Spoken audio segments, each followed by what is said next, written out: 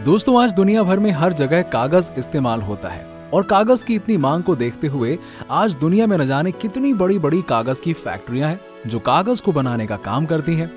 अपने अक्सर वीडियोस में हम कई सारी फैक्ट्रीज के कई प्रोडक्ट्स को बनाते हुए आपको दिखाते हैं, लेकिन आज हम आपको कागज को ट्रेडिशनल विधि से कैसे बनाया जाता था कोरिया में जब फैक्ट्रीज नहीं थी, तब इसे कोरिया में हाथ से ही बहुत ही खास विधि से बनाया जाता था वहां की लोकल फैक्ट्रीज में। जी हाँ, और आज का ये वीडियो काफी शानदार होने वाला है, इसीलिए वीडियो में बने रहिए। और इससे पहले कि मैं इस प्रोसेस के बारे में बताऊं, आगे बढ़ने से पहले जल्दी से आप हमारे चैनल को सब्सक्राइब कर लीजिएगा और बेल आइकन को दबा दीजिएगा ताकि आपको हमारी वीडियोस के नोटिफिकेशन मिलते रहें। दोस्तों, कोरिया में कागज को इस तरीके से ट्रेडिशनल विधि से बनाया जाता है। यहाँ पर कागज को बनाने के लिए सबसे पहले मलबरी यानी कि शहतूत की छाल का इस्तेमाल किया जाता है।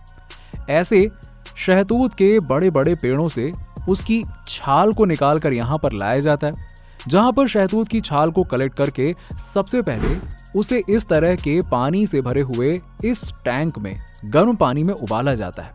अब इस बड़े से कंटेनर के नीचे लकड़ियों को जलाकर आग लगाई जाती है और ऊपर रखे कंटेनर में हाई टेम्परेचर पर शहतूत की छाल को उबाला जाता है। इसमें करीब आधे दिन का समय लग जाता है। उबालने के बाद इसके अंदर की गंदगी निकलने लग जाती है और ये छाल काफी मुलायम होने लग जाती है।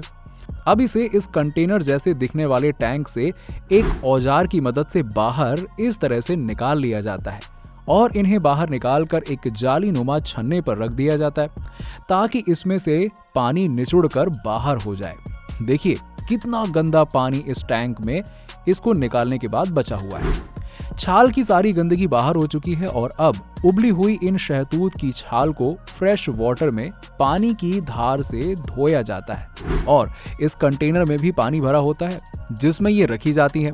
अच्छे से धुल जाने के बाद वापस से एक बड़े से कंटेनर में इन्हें डाला जाता है जिसमें पानी जैसा दिखने वाला दूध के कलर का ये लिक्विड पड़ा होता है। असल में ये नॉर्मल पानी नहीं है, इसमें ब्लीचिंग पाउडर को भी मिलाया गया है। यहाँ पर जब इसमें शहतूत की उबली हुई छाल को डाला जाता है तो ब्लीचिंग एजेंट के मिले होने की वजह से इसमें बुलबुले उठने लगते हैं और इसका रंग बदलने लग जाता है। अब ये कुछ सफेद रंग का दिखाई देने लग गया है और टैंक का पानी भी सफेद हो चुका है। कुछ देर तक इसमें रखकर इन्हें एक औजार की मदद से हिलाने डुलाने और कुछ देर तक डिप करने के बाद इन्हें इसमें से निकाल लिया जाता है और इस तरह से अब निकाली गई छाल को, जो अब कुछ इस तरह से सफेद रंग की दिखाई दे रही है, इसकी साफ सफाई के लिए ये लोग यहाँ इसमें जमे हुए गंदगी और कुछ पार्टिकल्स जो इसमें से अलग नहीं हो पाए हैं, इनको हाथ से ये लोग इस तरह से निकालकर फेंक देते हैं। ये काले धब्बे असल में शहतूत की छाल के वो पार्ट हैं जो डिसॉल्व नहीं हुए हैं असल में, इसीलिए इनको बाहर फेंक दिया जाता है। और अब सफेद रंग की इन शहतूत की छाल की फिल्टरिंग के लिए इन्हें अगले प्रोसेस में भेजा जाता है, जहां पर कुछ हुनरमंद वर्कर्स हैं जो आपको बता दें कि बाहरी स्किन को निकाल रहे हैं। शहतूत की छाल के ऊपरी हिस्से का इस्तेमाल कागज बनाने में नहीं होता है, इसीलिए इसे एक चिमटी की मदद से निकाल दिया जाता है। इस छोटी सी चिमटी से बहुत ही बारीकी से ऊपर की स्किन को निकालकर फेंका जाता है और अंदर के जो रेशे होते हैं जो बहुत महीन और नाजुक होते हैं, उन्हें अलग करके इस तरह से इकट्ठा कर लिया जाता है। असल में इन्हीं से अब कागज बनाया जाएगा। जब ढेर सारे इस तरह से ये रेशे इकट्ठा हो जाते हैं तब इन्हें सुखाकर क्रश करके कंडेंस रूप में तैयार किया जाता है। यहाँ पर इस आदमी ने इस प्रोसेस को करके इस तरह की सूखी हुई रुई के जैसे दिखने वाले कई गट्ठर बना लिए हैं। इसे काफी ज्यादा मात्रा में बनाकर इस जगह पर स्टोर कर लिया जाता है और इसके बाद यहाँ पर थोड़ी थोड़ी मात्रा में यहाँ पर इस वाटर में इसे डाला जाता है। यहाँ पर एक खास तरह का स्ट्रक्चर वाला बर्तन होता है जिसमें ये छोटी नाली नुमा जगह है जिसमें पानी एक तरफ से बहता है और दूसरी तरफ से आता है। इसमें इस शहतूत की छाल रेशों से बने सफेद रंग की इस चीज को थोड़ा थोड़ा इसमें डाला जाता है और ये इसमें गोल गोल इधर से उधर घूमकर घुलती चली जाती है। काफी समय के बाद इस स्ट्रक्चर से वापस से पानी और इन रेशों से बनी हुई सफेद लुगदी को अलग कर लिया जाता है और इस तरह से एक जगह पर एक टैंकर में स्टोर कर लिया जाता है। यहाँ पर इसमें से पानी की एक एक बूंद को हटाया जा चुका है। इसे अच्छे से निचोड़कर इस तरह से सख्त और सूखी हुई बना लिया जाता है और फिर इसे यहाँ से थोड़ी थोड़ी मात्रा में निकालकर कागज बनाने के लिए दूसरे टैंकर की ओर ले जाया जाता है, जहां पर इस बड़े से टैंकर में थोड़ी मात्रा में इन सफेद रेशों की ये सूखी हुई लुगदी इसमें डाली जाती है। और अब यहाँ पर इस टैंकर को देखिए, ये बहुत ही खास है क्योंकि इसके ऊपर एक बड़ा सा लकड़ी का एक फ्रेम लगा हुआ है। इस फ्रेम के ऊपर एक महीन जाली नुमा झिल्ली रखी होती है और इसे हाथ से पानी में इस तरह से डुबोया जाता है और फिर पानी में हिलाकर इसे ऊपर निकाला जाता है। ऐसा 1 या 2 बार किया जाता है और जब ये वापस ऊपर निकलता है तो इसकी इस महीन जाली पर चावल के माड़ के जैसा ये पदार्थ इस पर चिपक जाता है और पानी जाली से अलग होकर बह जाता है। इसे आप ध्यान से देखेंगे तो असल में ये जो शहतूत की सूखी हुई लुगदी डाली गई थी उसी के बहुत छोटे पार्टिकल्स हैं जो इस पर चिपक गए हैं और एक चादर की जैसे दिखने लग गए हैं।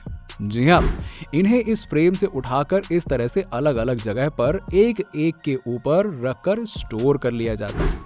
ऐसे ही कई बार इस टैंक में इस फ्रेम को डाला जाता है और फिर हिला डुला कर निकाला जाता है। इससे कई सारे कागज की ये पतली पतली चादरें बन जाती हैं और जब ये इकट्ठा हो जाती हैं तब इन्हें यहाँ से उठाकर इस तरह के एक शिकंजे में रखा जाता है, जहां पर शिकंजे की मदद से इन्हें दबाकर प्रेशराइज्ड किया जाता है और सभी को इस पर रखकर इसके ऊपर एक लकड़ी का चौड़ा तख्ता रख दिया जाता है और शिकंजे से दबाकर कुछ देर के लिए छोड़ दिया जाता है ताकि इसमें से पानी की मात्रा निकल जाए और ज्यादा से ज्यादा नमी भी खत्म हो जाए।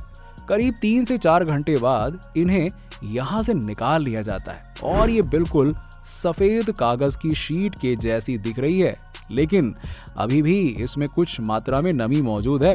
इस नमी को खत्म करने और आपको बता दें कि कागज को एकदम ड्राई करने के लिए मेटल की इस तरह की दीवार की मदद ली जाती है, जिसके पीछे यहाँ पर आग लगाई जाती है और आग के दूसरी तरफ मेटल की ये डलवा आकार की दीवार होती है जिस पर इन कागज की चादरों को इस तरह से लगा दिया जाता है। और क्योंकि पीछे आग जल रही है तो जल्द ही मेटल की दीवार गर्म हो जाती है और उस पर लगे हुए ये कागज गर्म होने से पानी वाष्पीकृत हो जाता है और कागज बिल्कुल सूखकर सख्त हो जाते हैं और अब ये कड़क कागज बिल्कुल ट्रेडिशनल तरीके से कोरिया में बनकर तैयार हो चुके हैं।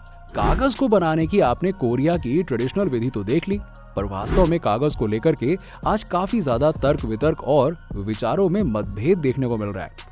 जहां एक तरफ कहा जाता है कि कागज का इस्तेमाल ज्यादा नहीं करना चाहिए क्योंकि इससे पेड़ कटते हैं, पर्यावरण को नुकसान होता है और डिजिटल रेवोल्यूशन आने के बाद कागज के इस्तेमाल में कमी तो भाई देखने को मिल ही रही है। वहीं दूसरी ओर लोग पॉलीथीन के इस्तेमाल का विरोध करते हैं, सरकार भी इसके खिलाफ जाती है और ये कहा जाता है कि पॉलीथीन से पर्यावरण को काफी नुकसान पहुंच रहा है, इसीलिए कागज की थैलियों का इस्तेमाल किया जाना चाहिए जिससे पर्यावरण को ज्यादा नुकसान नहीं पहुंचे। अब क्योंकि कागज बहुत जल्दी डिकम्पोज हो जाता है, लेकिन हाल ही में की गई एक रिसर्च के मुताबिक माजरा बिल्कुल उल्टा है। असल में इस रिसर्च में ये बताया गया कि अगर पॉलीथीन की जगह पर कागज का इस्तेमाल ज्यादा किया गया तो ऐसे में पेड़ तो पहले की अपेक्षा ज्यादा कटेंगे और हर जगह क्योंकि पॉलीथीन के wrappers, polythene bag, polythene pouch, इन सब चीजों का इस्तेमाल होता है। अगर इन्हें अचानक से बंद कर दिया जाएगा तो इनकी जगह पर हर जगह कागज का इस्तेमाल होगा, तो ऐसे में कागज की खपत इतनी ज्यादा बढ़ जाएगी कि आप अंदाजा नहीं लगा सकते हैं कि हमारे आसपास के कितने सारे पेड़ काटे जाएंगे और ऐसा हो सकता है कि इतनी मात्रा में पेड़ों की कटाई की जाए कि हमें सांस लेने के लिए ऑक्सीजन तक ठीक से न मिल पाए। ऑक्सीजन कितनी जरूरी है ये तो हमें बताने की जरूरत भी नहीं है, ये तो आप जानते हैं बहुत अच्छे से। वातावरण में अगर ऑक्सीजन नहीं होगी तो पेड़ खत्म होंगे तो कार्बन डाइऑक्साइड की मात्रा बढ़ेगी, तो ऐसे में लोगों का स्वास्थ्य खराब होगा। बल्कि जिन लोगों को स्वास्थ्य से जुड़ी समस्याएं हैं, बीमारियां हैं, उनके लिए तो भाई ये बहुत बड़ी मुसीबत हो जाएगी। इसीलिए अगर इस रिसर्च की माने तो ना तो हमें पूरी तरह से पॉलीथीन पर डिपेंड रहना चाहिए और ना ही पूरी तरह से कागज पर। हमें बैलेंस रूप से आगे बढ़ना चाहिए ताकि नेचर के साथ किसी भी तरह का इनबैलेंस ना पैदा हो और आने वाले समय में हमें किसी मुसीबत का सामना ना करना पड़े। वैसे आपकी क्या राय है? आज की ये कागज बनाने की विधि आपको कैसी लगी, इस बारे में नीचे आप हमें कमेंट सेक्शन में कमेंट करके बताइए। और अगर आपको ये वीडियो अच्छा लगा हो तो हमारे चैनल को सब्सक्राइब करना ना भूलें और वीडियो को शेयर करना बिल्कुल मत भूलिएगा। आपसे हम मिलेंगे अगले किसी ऐसे ही खास प्रोडक्ट की फैक्ट्री मेकिंग प्रोसेस के साथ। तब तक के लिए वीडियो देखते रहिए और कमेंट सेक्शन में अपनी राय लिखिए। मिलते हैं आपसे अगले वीडियो में। Bye bye, take care.